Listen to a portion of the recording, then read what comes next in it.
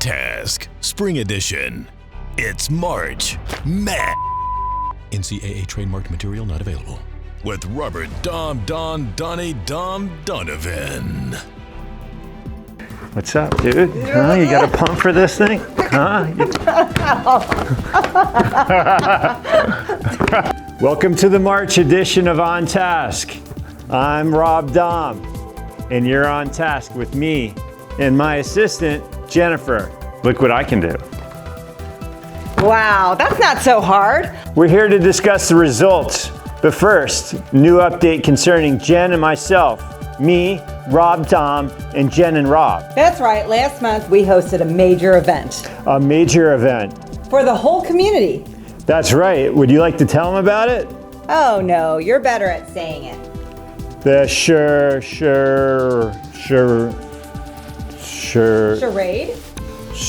Chartreuse? A Chardonnay? Charette?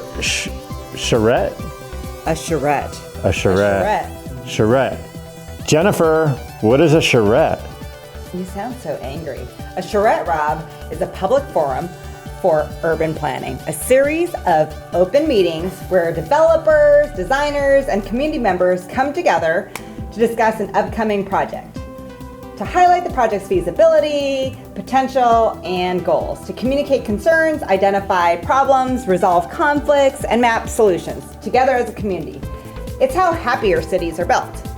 And we're going to tell you all about it right after these results.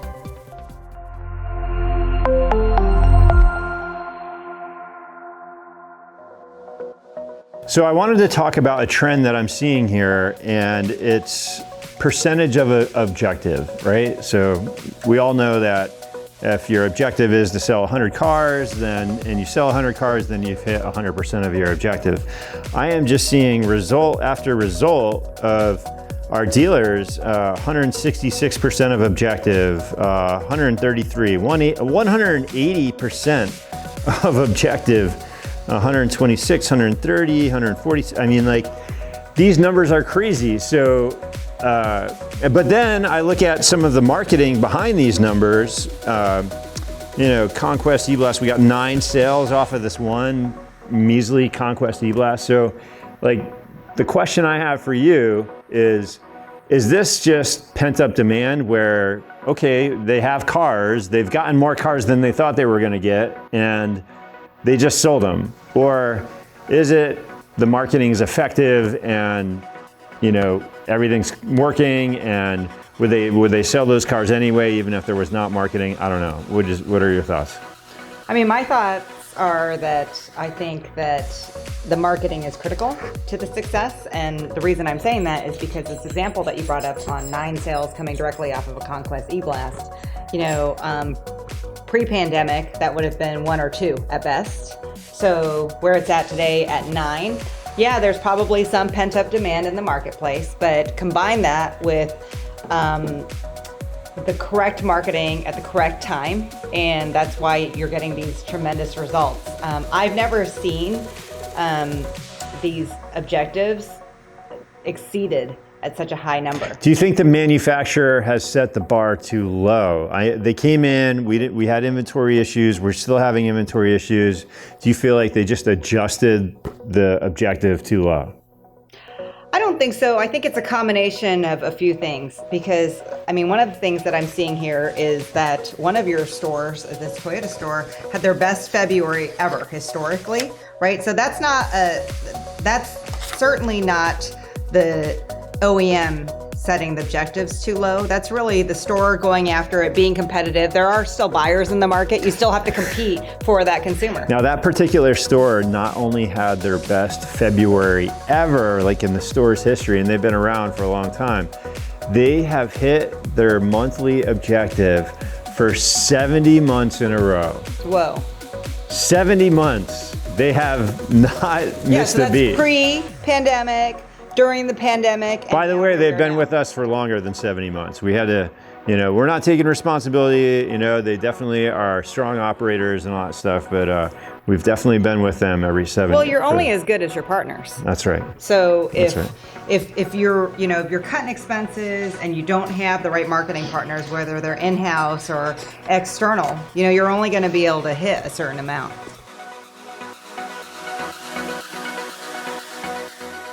A local company is taking action to make the entrance to the city of Greenville more welcoming. It is a process, they say, that's been in the works for more than a year. You, the public, have a chance to say what comes next.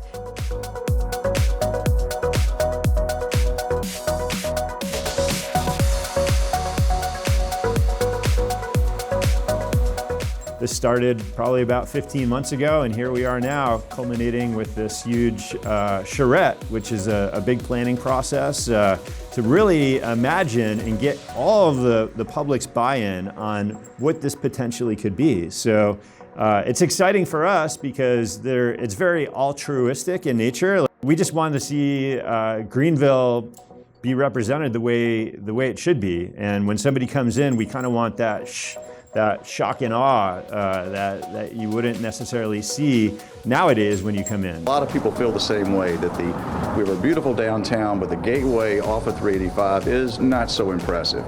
So my thought was just that this is the entryway, kind of a front door to the house, and the house is gorgeous, right? But the front door is a little bit, you're not sure what to think of it when you look at it initially, and to have some sort of impact on this entire area, and also, enhance our own property. And what was the high point of the meeting? The high point of the meeting for me was just seeing everybody coming together. We have multiple different groups here. We have a historic district that butts up against this study area. So we had people who were representing that particular neighborhood. We had people representing the actual corridor itself, and very different ideas than the people in the historic district. We had the city and their cadre of planners and council members. We also had the county. We had the police department. We had the sheriff's department. We had Department of Transportation. And the beautiful thing about it is that everybody came together for this result, and it was such a good vibe. I can't go somewhere without somebody recognizing me, and it's everyone's super excited. The buzz is still happening here a couple weeks later.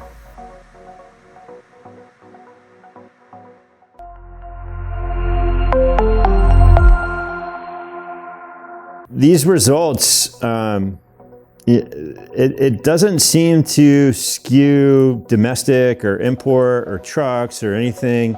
I mean, does that speak to the lack of inventory? I think it does, right? I mean, I think that there's a lot of people out there that, are not selling cars that they don't have, and they're selling cars just because there's been pent-up demand. What do you think? Do you mean that, I might have been in the market for a Camry, but because there aren't Camrys, maybe I would switch over to an Accord instead? I think that people are cross-shopping for sure. Or now all of a sudden, maybe I was in the market for a sedan, but now I'm open to a minivan or a SUV. But these results are even for CPOV. We see CPOV stuff off the chart as well, which typically, some brands really struggle with certified pre-owned. Yeah. It's definitely interesting to watch all this. The one thing that's for sure is the marketing still has to be right. The website has to be tightened up. The communication needs to be there. The urgency really is, instead of the urgency being come to my dealership because I have the best deal, the urgency is I have the cars. And not only do I have the new cars, but I have certified cars, and then I have used cars as well.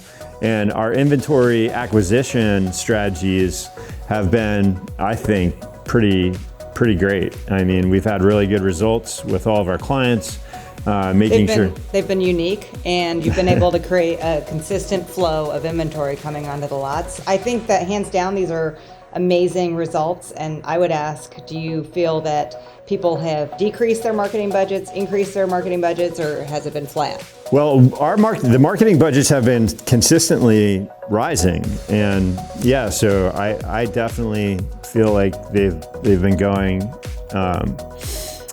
in that direction, which means there's been more inventory. And I think the other thing that's happening is we're going through a cycle, right? So we had this shortage, and then we've consistently replenished that shortage, the OEMs have, and so that's brought more vehicles into the market. But there's been certain brands out there that, like, literally before the pandemic, we were biting our fingernails with, like, Nissan, because they had all of these units coming in off a lease. Well, all those units coming in off a lease now, I mean, that's awesome. Like, that's great for the brand, that's great for them, and that's great for the auctions, that's great for the market. So I do feel like everyone's focused on, oh, we need new cars. I think that there's lots of other cars coming into the mix that probably wouldn't have. And the other thing that we're seeing, at least, is when we're pulling counts on these mailers that we're doing and stuff. I mean, usually we'll see a household that'll have 3 cars, and we see that a lot, right? So, one of the things we make sure is, like, all right, well, let's not send them 3 mailers. Let's make sure we send them 1. Well, we've seen that chopped down. Like, the instances of cars, people having 2.5, 3 cars in their driveway has gone down. It's now 1.5, 2 that we're seeing when we're cleaning up this DMS data. So that's really interesting to see as well. So I think that the market is correcting. It is kind of like a living, breathing organism, and we're just doing what we always do. We're finding little niches and we're exploiting them. These are great highlights, and for all of you that don't know, February is typically a tough month because there's only 28 days in that month. So these are fantastic results, and kudos to your team. What strategies are effective at elevating team morale? Team morale? Yes. Definitely luncheons. Food. Lots of food, man. And the agency business, are you kidding me? For the hours that we work, food. Money is a good motivator. Massages? We've had massages in here. Do you remember when you got everyone's nails done? We had a mani-pedi day. We've had yoga days. We've had Biggest Loser contests. I mean, I think it really boils down to relationships and making sure that we all feel like we're part of the team and we're rowing in the same direction and we're going towards a goal that we all believe in. If we do that, then everyone's going to win. The client's going to win. We're going to win as a company. Employees going to win. Everyone's going to win. Well, I think it goes back to the core values we were talking about last month too, right? And the DNA of the agency. And I think one of the things that we have in this agency is we like having fun. Yes. We like having fun together. We like having fun as teammates, and we like having fun with our clients. What is your philosophy of coaching? I believe that you need to empower your people and set up some guardrails. Nobody likes to be micromanaged. I think I had my own way with that, and learned from mistakes in the past and what have you. What works much better is I always give people their job description and the job description for the next position, and they have some limits of authority, so they know how far they can go. And I always encourage them to go fail, and then fail again and again and again, and just keep learning, because that's how you actually get better. It'll be interesting to see as we go into the selling season, as we go into March, April, May, June, how this all plays out. That ship going down with all that Volkswagen product on there, the Audis, the Porsches, all that stuff, that was horrific, right? 4,000 units, we really needed all those cars. That was a big blow to Volkswagen, and But I think that there are brighter days ahead. I know that we can get mixed up in all the doom and gloom, especially with what's going on in the world today. But there are. Let's not go down that path here. Let's focus on the results. I am only doom scrolling twice a day for 5 or 10 minutes. Let's stay on task, Rob. I'm on task. See you later.